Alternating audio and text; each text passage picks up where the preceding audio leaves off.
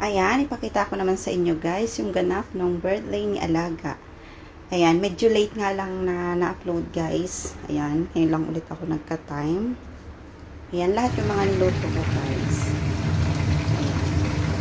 Maaga pa nag-prepare na ako kasi medyo marami yung niluto ko at baka nag-worry ako na baka hindi ko kayanin hanggang 6 PM. Kaya naman maaga pa lang nag-prepare na ako guys. Ayan na nga ang mga luto ko guys.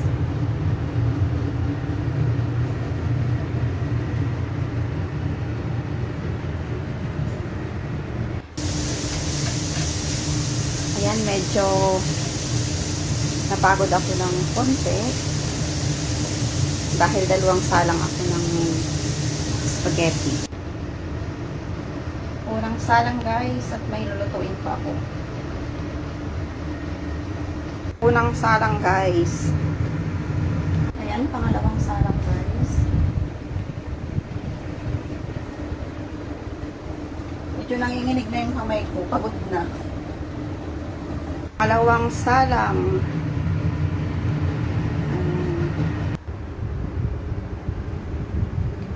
At ayan na lahat guys. Nailagay ko na rin siya sa tray.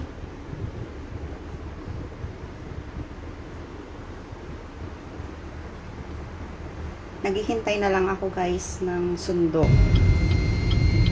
Ayan, at eto na nga, sinundo na tayo ni Lolo. Papunta dun sa place kung saan gaganapin yung celebration ng birthday ni Alaga.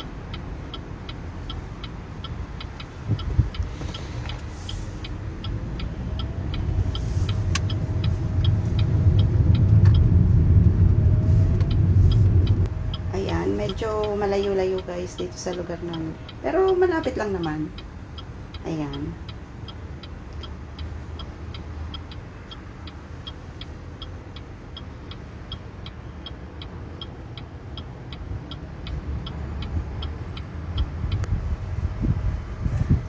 Ayan, nandito na kami sa car park. Papasok na kami.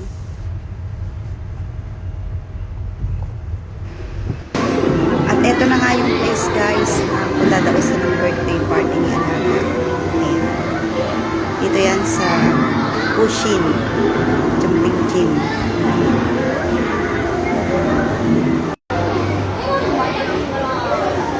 Happy birthday, Seb! Seb, where are you? Happy birthday, Seb! Ang alaga ko. 11 years old.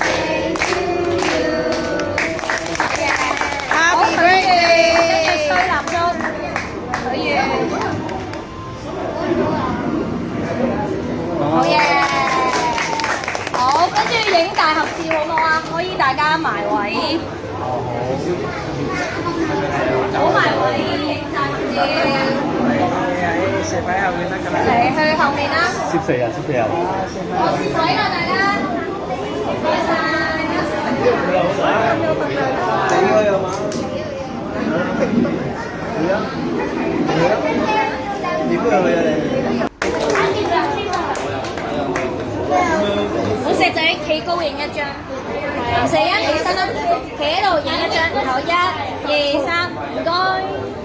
啱啱有一個火花跌落去嗰個呢張嘢度啊！如果嗰個望住食食。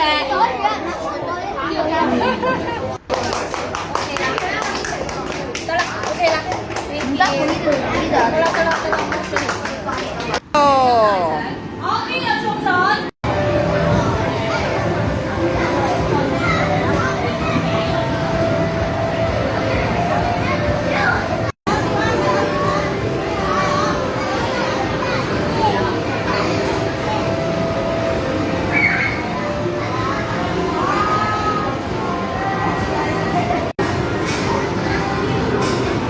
Ayan, after ng party guys, medyo late kami umuwi kasi nga yung mga bata naglaro pa dyan.